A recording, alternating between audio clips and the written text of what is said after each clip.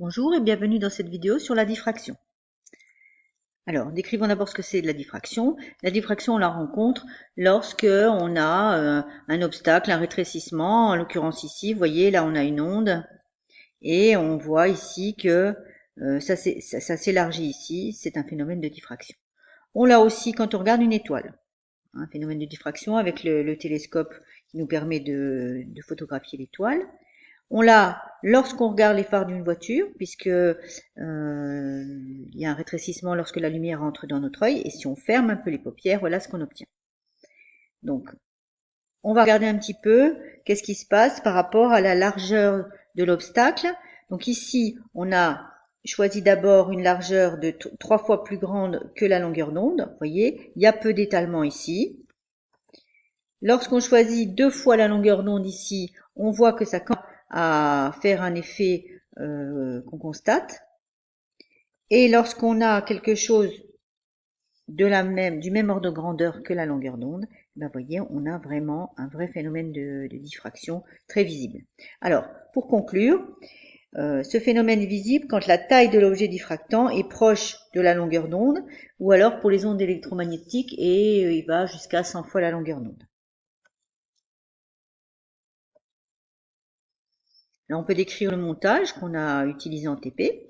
On a un laser, on a une fente ou un obstacle, voilà, avec la diffraction, une distance D, un écran, et on voit une figure de diffraction.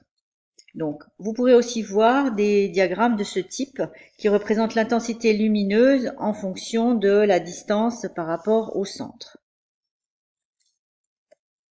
Alors, regardons un petit peu ce qui se passe lorsqu'on change un petit peu la longueur d'onde et qu'on change un petit peu la distance par rapport à l'écran. Donc, on voit que l'angle de déviation θ ne change pas. Et donc, plus la distance est grande, plus la largeur de la tâche sera grande. C'est pour ça qu'en TP, on vous fait prendre une grande largeur. Donc, maintenant, on vous montre ce qui se passe lorsqu'on change la taille de l'objet. Évidemment, plus l'objet est petit, plus la taille sera grande. Et donc, là encore, on peut vous montrer ce qui se passe lorsqu'on change la longueur d'onde. Donc, plus la longueur d'onde est petite, et plus la tâche sera petite. Donc ça veut dire que la déviation, elle est proportionnelle à la longueur d'onde, elle est inversement proportionnelle à la taille de l'objet. Donc voilà, et on l'a vu en faisant la courbe sur le TP, on a θ égale lambda sur 1. Alors, reprenons un petit peu quelques formules.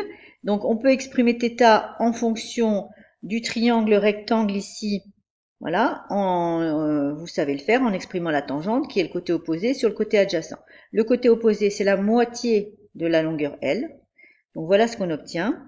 Tangente θ, c'est L sur 2 divisé par la distance D ici. Et on sait que pour les angles faibles, on a tangente θ environ égale à θ. Donc on utilisera ça. Et on a fait ça en TP si on trace la déviation θ en fonction de 1 sur A, c'est-à-dire en fonction de l'inverse de la largeur de la fente, on s'aperçoit que c'est proportionnel.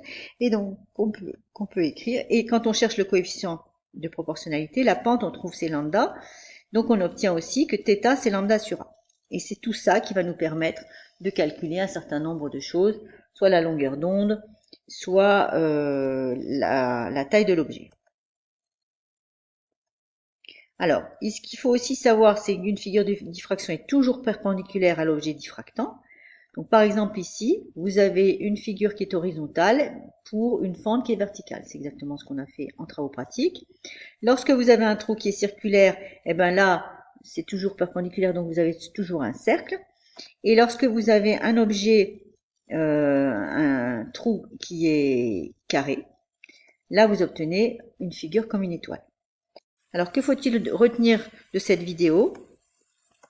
Que la diffraction est caractéristique des ondes, que le phénomène est visible si la taille de l'objet est environ égale à la longueur d'onde, et jusqu'à 100 fois la longueur d'onde pour les ondes électromagnétiques, et que la tangente θ, c'est L sur 2 divisé par D, ou L sur 2D, qui est environ égal à θ, et qu'on a θ égale lambda sur A. Donc ça c'est important pour pouvoir travailler et calculer la longueur d'onde ou la taille de l'objet.